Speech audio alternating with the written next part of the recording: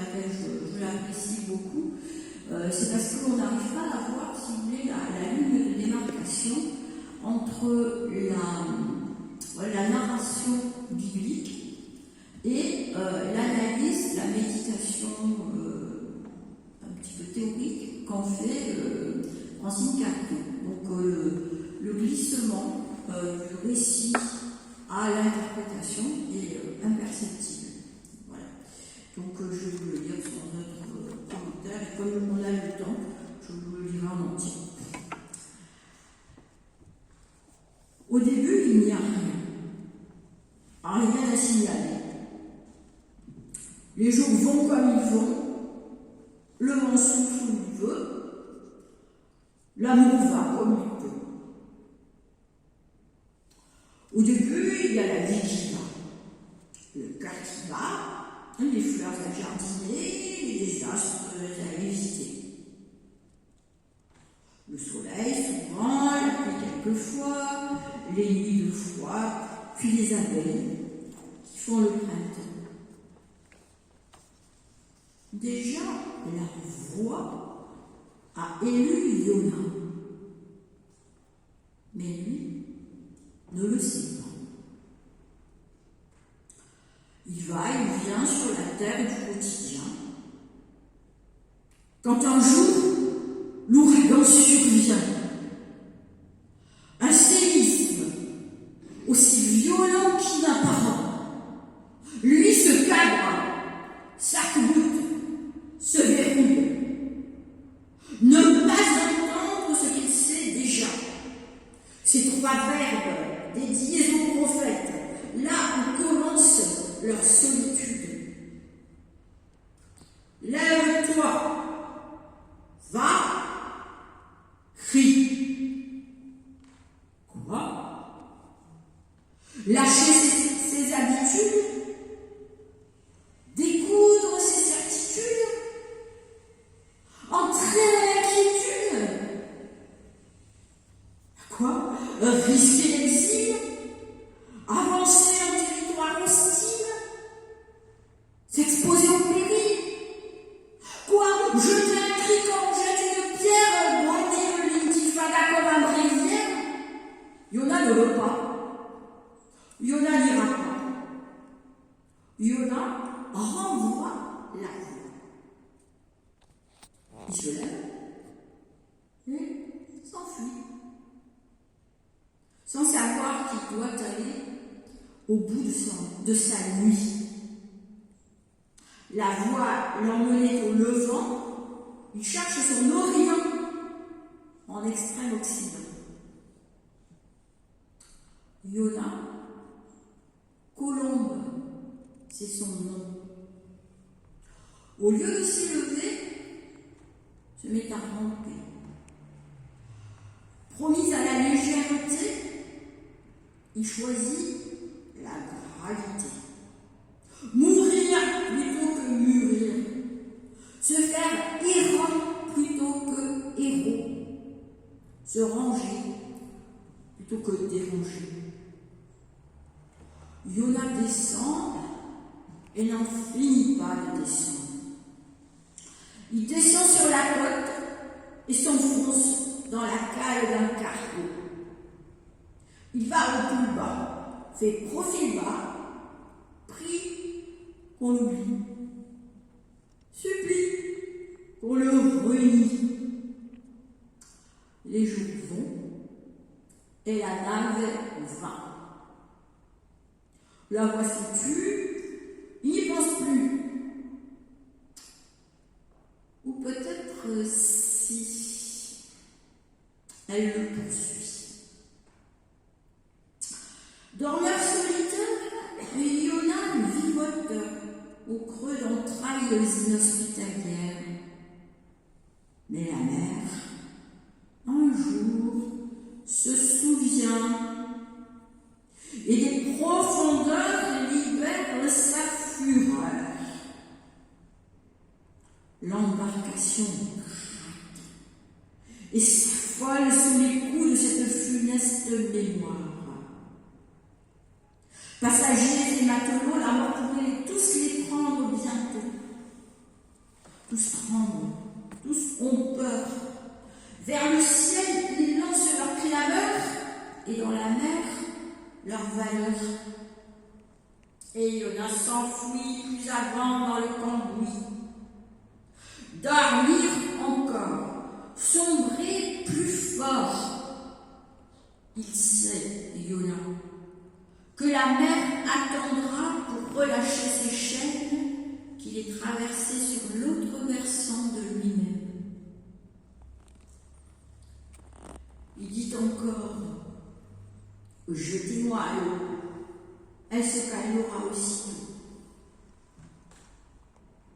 Devant ce rebelle, à la voix qui l'appelle, eux comprennent pourquoi la tempête ne cède pas. De Yona, il voudrait se défaire, mais refuse d'en faire un bouc émissaire. Il tente de râler pour retourner à la terre, mais il s'éreinte, sans que la mer desserre son étreinte. Privé de secours, il se tourne alors vers l'ultime recours, le Dieu qu'ils ne connaissent pas, le Dieu de Yona. Peut-être les écoutera-t-il, peut-être les innocentera-t-il. À bout d'effroi, à bout de bras, il tire Yona de sa retraite. Il le lance à la mer. Et la mer, aussitôt, laisse sa colère. Tous, alors, s'agenouillent devant l'inouï et d'offrandes habillent leur merci.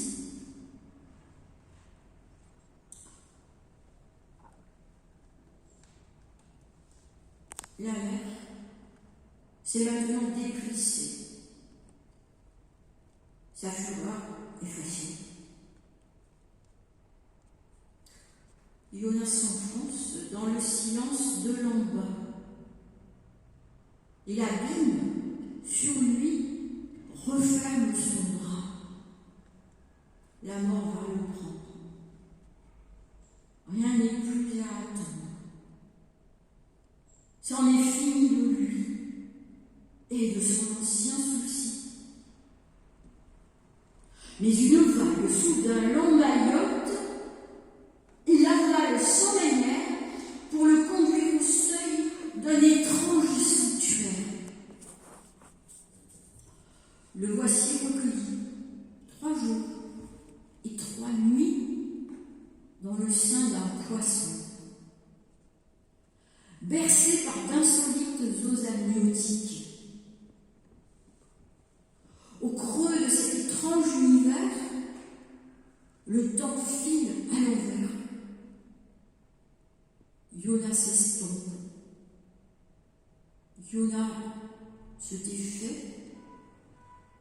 Yona désait. Il retourne d'où il vient, là où tout n'est encore rien. Il descend au grand silence de l'origine. Il frôle les arcanes de la création. Il côtoie les lettres qui ont présidé à la naissance du monde. Et c'est là, quand Yona n'est plus, que jaillit du tombeau scellé de ses lèvres le plus improbable des psaumes. Une litanie passionnée, libérant l'inattendu à l'heure de se croire perdu.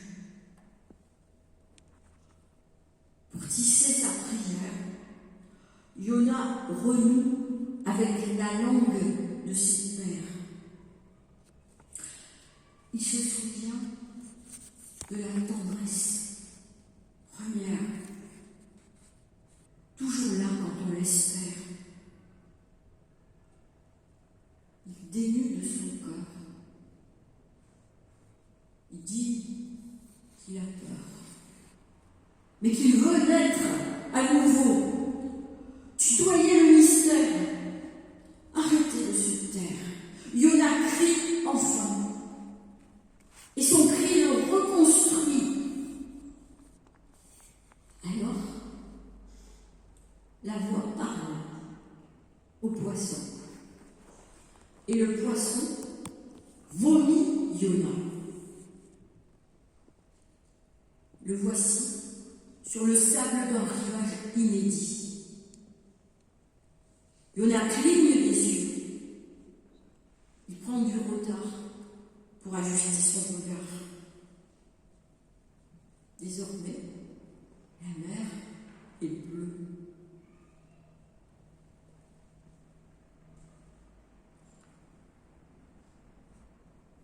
Mais déjà la voix revient, et pour la deuxième fois, le tient. Lève-toi, va, crie. L'appel est là, incontournable, indémodable. Mais les verbes qui avaient reçu un nom libèrent maintenant une autre chanson. Yona sait que la voix a raison, qu'elle peut le sortir de sa prison. Il s'est souvenu d'elle, elle se souvient de lui. Ce mémorial les réunit. Et Yona se lève. Il va résolument pour marcher à travers la grande ville. Un jour entier, il va écrire la rugueuse parole qu'il porte en lui. La parole qui met en pièces l'idolâtrie et crucifie la barbarie. La parole qui ne s'invente pas, bien trop immense pour naître de l'ombre. Yona dit ce qu'il n'aimerait pas dire, mais que la voix lui dit de dire. Il crie au-dessus de la nuit, que c'en est fini de l'insouciance comme de l'indifférence. C'est le visage de chacun qu'il faut sonder, c'est la lumière en lui qu'il faut sauver. Encore 40 jours et la grande ville ne sera retournée que par-dessus tête. Il s'enflamme, je parle. Il a obéi à la voix. Tout va maintenant de soi. L'axe du mal est tracé. Ceux qui ont fauté vont payer désormais. La grande nuit ne sera balayée. Yona va enfin pouvoir souffler et se reposer. Mais la voix invente une suite. Là où Yona choisit la fuite. La voix est têtue. Elle décide une autre géographie du salut. Et voilà, Yona interloqué, à nouveau disloqué. Sa parole a porté. La grande ville a écouté. Elle sera pour l'heure épargnée. Ses habitants se couvrent de sacs. Ils crient aux jeunes et jusqu'aux animaux, plus aucun ne boit d'eau. Chacun prie le Dieu de Yona et espère tout bas. Se pourrait-il que la rigueur annoncée retienne sa main et leur accorde un demain? Qui sait? Et le Dieu entend. Et le Dieu voit. Il voit le Dieu qu'ils ont renversé le mal en eux. Il défait alors celui qu'il voulait faire. Il revient de son emportement et il choisit l'apaisement. À nouveau, Yona est fâché. Son espoir est brisé, son effort est brisé. La voix l'a lâchée, elle s'est reniée, elle n'a pas fait ce qu'elle disait. Elle le forçait à brandir la punition, elle opte maintenant pour le pardon. Ah, Yona ne comprend plus. Yona est perdu. Ah, le peuple de ses aïeux ne fait-il donc plus d'exception dans le cœur de son Dieu? À quoi bon vivre encore s'il faut partager cette faveur avec ceux qui menacent son bonheur? Il sait pourtant, Yona, qu'à retenir la vie pour soi, on devient étroit, puis si petit qu'un jour on tombe dans l'oubli. Mais s'il en reste là, Yona, c'est qu'il ne peut faire le pas d'aller au-delà. Il est mal. Hurle vers le Dieu des mots qui me brûlent. Déracine mon âme, libère mon esprit des fibres de ma chair, que cesse mon malheur, que s'éteigne ma douleur. Et la voix la résonne. As-tu raison de brûler ainsi, de vouloir mourir au lieu de t'élargir? Pas lui semblant. Il est ainsi, Yona, quand survient la contradiction, il s'extrait de la conversation. Il bouille. Et s'assied à l'orient de la grande ville, en compagnie de ses chers démons. Ici, l'ombre est nulle. Rien que la terre figée de chaleur et le silence à perte d'heure. Pour tenir dans cette fournaise, Yona se bricole une cabane. Le soleil en fait aussitôt une braise. Alors le Dieu s'en mêle. Il fait pousser sur la tête de Yona un singulier buisson, un petit caillon. Sauvé de la brûlure, Yona revit. Yona s'étire. Yona s'apaise. Il choule de la fraîcheur et laisse tomber sa fureur. La nuit lave ses questions sous un festin d'étoiles. Il s'accorde une respiration. Mais à la montée de l'aube, le répit s'estompe. Le Dieu ascendé. Il choisit d'emmener Yona vers un dernier pas. Il convoque une vermine pour dessécher le petit caillou. Puis un vent brûlant qui menace Yona d'étourdissement. Yona sourcille. Yona vacille. Yona renoue avec sa vieille complainte. Mourir, ne plus souffrir, à jamais s'endormir. Ce buisson me faisait du bien. Pourquoi le réduire à rien? Yona a fini de jouer, il en a assez. C'est décidé. Ce Dieu qui soufflait sur lui le chaud et le froid est trop extravagant, bien trop fatigant pour mériter sa préférence. Il lui tire donc sa révérence. Une ultime fois, la voix résonne et le questionne.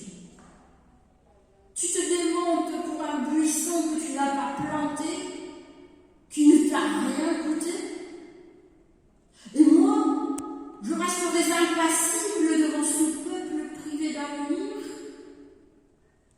Je tairai ma tendresse pour ces gens qui cherchent désespérément une adresse.